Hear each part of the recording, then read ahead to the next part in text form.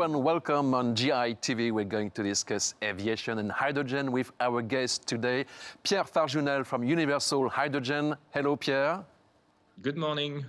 You're the general manager for Universal Hydrogen in Europe, and you're located in Toulouse. Of course, it's a place to be for aeronautics in France. Before explaining what your technological breakthrough, liquid hydrogen capsules mainly, maybe a few words to describe what is Universal Hydrogen, what you're doing. Yes, so Universal Hydrogen is a company that has been created just after the COVID. We want to decarbonize aviation by using hydrogen, as you mentioned, liquid hydrogen for aviation. And we are positioned in the value chain between the production of the molecule and the aircraft operation. So we are doing everything that is in between. Transport, we are managing the logistics, we are managing the storage in the module, like you mentioned, as well as the conversion of the aircraft that we are selling to the customer that will be using the aircraft in normal conditions. 1 year ago, you made your first flight with a retrofitted regional aircraft. It was in the US, I remember. What happened since then? Yeah, so a lot happened actually. It was a Dash 8 that flew with the 1 megawatt powertrain and with gaseous hydrogen. So the main difference is the commercial solution that we'll be selling will be based on liquid hydrogen. And so over the past weeks and months, you may have seen we made some communication on that on LinkedIn page. We have developed our module solution that is storing liquid hydrogen.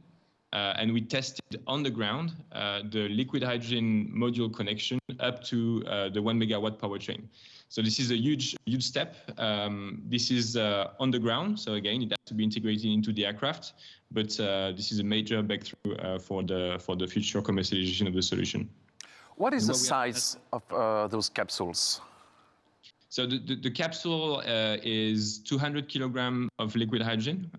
It's basically 2 meters module, and it gives the autonomy for the aircraft of around 500 nautical miles. So it's 1,000 kilometers with 2 modules. So it's 400 kilograms means 500 nautical miles. Is it a way to overcome the lack of refueling infrastructure on airports? Yeah, that's exactly that. So one of the major problems that you will face with liquid hydrogen aircraft is, like you said, the huge amounts of infrastructure that we need to be put in place at airport. And therefore, what we think is that the likelihood that to have some major production hub somewhere in the country is high, and the likelihood that all airports will be able to deploy liquid hydrogen infrastructure is low. And so we try to put all airports in a very comfortable way by relaxing their constraint on the capex on infrastructure, and we'll be using these modules for transporting the hydrogen from the production point up to the airport. So basically, all airports will be ready, hydrogen ready with this technology, without any need to put infrastructure in place. If I try to make a parallel, it's like Nespresso capsules for coffee, but bigger capsules, of course. Yeah, bigger capsule. And there is another difference is that usually you throw away your capsule after your coffee. You will not throw away this capsule. So this capsule will be reused for a very long time, a few decades. And of course, this is a major difference.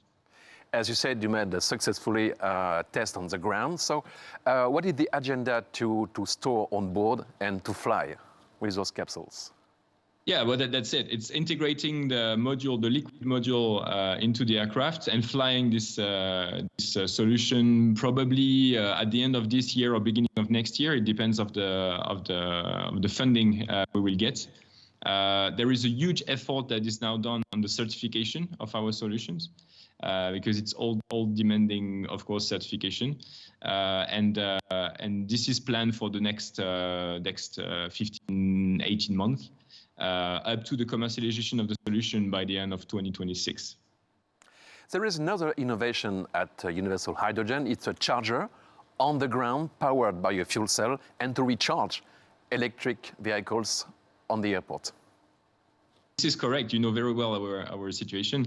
It's very simple. Airports have a huge pressure to decarbonize their operations. And so what they do is they move progressively with using GSE, ground equipment, that are more and more electric.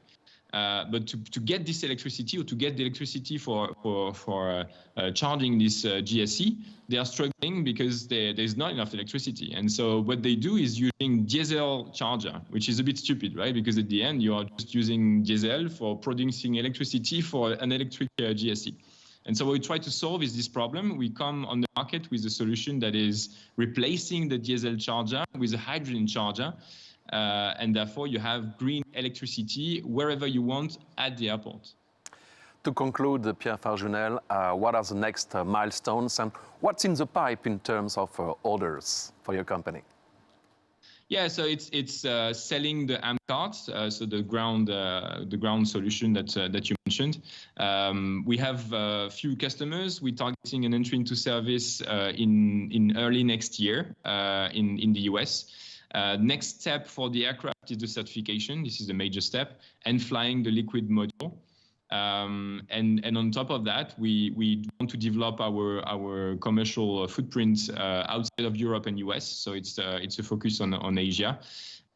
We have signed very recently some strong partnership with Air New Zealand and JAL, Japan Airlines, and we want to continue developing this area.